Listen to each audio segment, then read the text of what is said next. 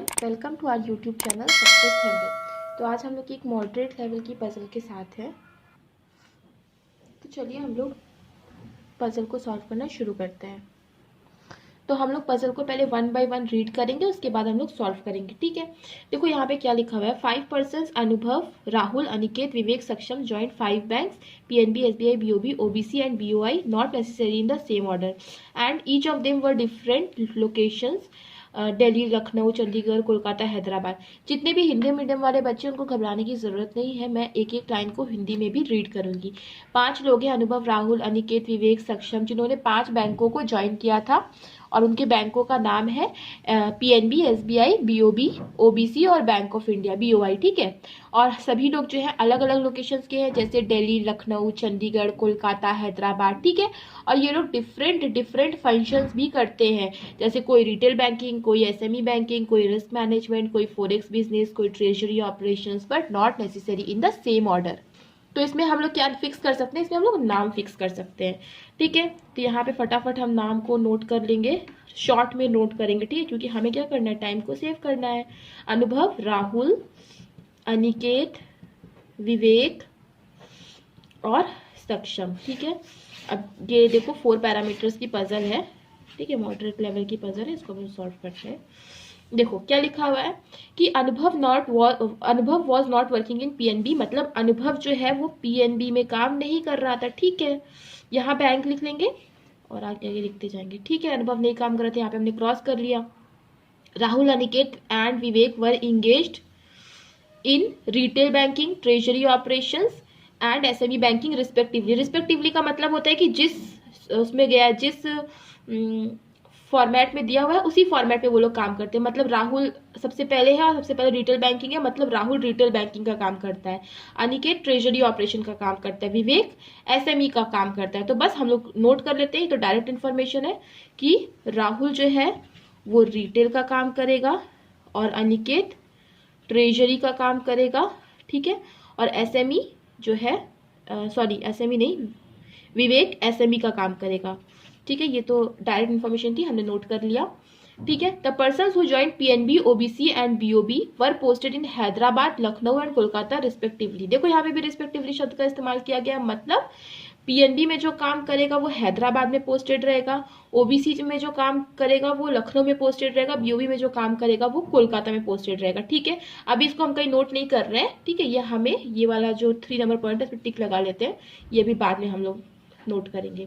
Persons who are attached with risk management and forex business are working in PNB and OBC respectively. देखो यहाँ पे फिर से respectively word का इस्तेमाल किया गया, मतलब कि जो रिस्क मैनेजमेंट का काम कर रहा है वो PNB में काम कर रहा है। ठीक है, और जो फॉरेक्स का काम कर रहा है वो OBC में काम कर रहा है। लेकिन देखो यहाँ पे PNB वाला नहीं आएगा, तो PNB और रिस्क मैनेजमेंट यहाँ पे नहीं आएगा, क्योंकि PNB वाला यहाँ आएगा ही नहीं, तो रिस्क मैनेजमेंट यही आएगा और PNB वाला यही आएगा। ठीक है, सिमिलरली जो फॉरेक्स बिजनेस वाला है वो फिर कहाँ बचेगा, यहीं पे आएगा, और ये कहाँ पे काम करेगा, OBC।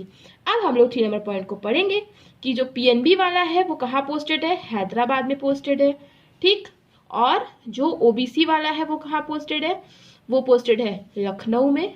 और BOB वाले का भी हमें नहीं पता, पर हमें ये पता है कि BOB वाला जो होगा, यहाँ साइड में लिख लेते हैं कि BOB वाला जो होगा वो कोलकाता में पोस्टेड रहेगा। ठीक है, Aniket and Rahul were not posted in Kolkata. Aniket और राहुल जो है कोलकाता में पोस्टेड नहीं है, तो अनिकेत राहुल कोलकाता में पोस्टेड नहीं, तो बचा कौन, विवेक, यही कोलकाता में पोस्टेड है, क्योंकि बाकी दो का तो हमें पता है पोस्टिंग कहाँ पे है। तो जब ये कोलकाता में पोस्टेड है तो ये कहाँ काम करता होगा, BOB में काम करता होगा। The person who is attached with retail banking is not posted in Delhi, मतलब जो रिटेल बैंकिंग से अटैच्ड है वो दिल्ली में नहीं पोस्टेड है, तो मतलब ट्रेजरी बैंकिंग वाला कहाँ पे पोस्टेड है, दिल्ली में पोस्टेड है। तो रिटेल बैंकिंग वाला कहाँ पे पोस्टेड होगा, हमारा केवल एक ही सिटी बची है और वो क्या है, चंडीगढ़ है। तो रिटेल बैंकिंग वाला कहाँ पे पोस्टेड होगा, चंडीगढ़ में पोस्टेड होगा। ठीक है, अब बाकी के हमें बैंक जो है हमारे फिक्स नहीं है, कौन कौन से बैंक बचे हैं, SBI और BOI, तो ये हमारा फिक्स नहीं है, तो हम इसको ऐसे ही स्लैश दे करके लिख देंगे, क्योंकि ये हमारा फिक्स नहीं है। तो ये हमारी पजल देखो तैयार हो गई। कितनी बड़ी पजल लग रही थी, देखो अगर प्री में आ जाएगी तो लोग छोड़ देंगे, बट ये बहुत आसान पजल इस तरह की होती है, इसको ज़रूर ज़रूर ज़रूर अटेम्प्ट करें। ठीक है, तो ये हो गया। तो चलो अब हम एक और पजल करते हैं, ये भी प्री लेवल की पजल है, ठीक है। देखो इसमें क्या लिखा हुआ है कि 6 friends ABCDE and F are living in a 6 story building but not necessarily in the same order, okay. Ground level is numbered as 1, the floor above it is numbered as 2 and so on. मतलब जो सबसे नीचे वाला floor है वो first floor है, उसके ऊपर सेकंड फ्लोर है, उसके ऊपर थर्ड फ्लोर है एंड सो ऑन, मतलब ऐसे होगा, ठीक है। फ्लोर को हम लोग फिक्स कर लेते हैं।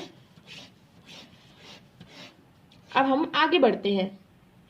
अब इसमें क्या लिखा हुआ है, F leaves on the top most floor, direct information है, नोट कर लेते हैं कि एफ टॉप मोस्ट फ्लोर में रहता है।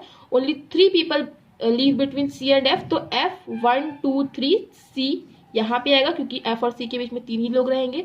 Only 2 people live between E and D, इसको हम कहीं नहीं नोट कर सकते, तो यहाँ पे लिख देते हैं कि ई और डी के बीच में केवल 2 ही पर्सन रहेंगे। Number of person living between A and B is equal to the number of person living between C and D, मतलब ए और बी के बीच में जितने पर्सन रहेंगे सी और डी के बीच में भी उतने ही पर्सन रहेंगे। देखो हम यहाँ पे डायरेक्ट इन्फॉर्मेशन नोट कर लेते हैं। Only 2 people live between B and C, B और सी के बीच में केवल 2 ही लोग रहेंगे, ठीक है। अब और छोटी सी पजल थी, ये तो फटाफट से सॉल्व हो जाएगी। इस टाइप की पजल प्री में आती है, प्रैक्टिस करते रहिए, छोटी पजल है लेकिन प्रैक्टिस करना जरूरी है, ठीक है। क्या बोला है, सी और बी के बीच में 2 है, तो सी और बी के बीच में 2 है, हम लोग फटाफट से इसको हम लोग पजल में सेट कर लेते हैं। सी के नीचे बी नहीं आएगा क्योंकि जगह नहीं है, सी के ऊपर ही बी कहीं ना कहीं आएगा, तो 1 और 2 यहाँ पे आ गया बी, सी और बी के बीच में 2 हो गए।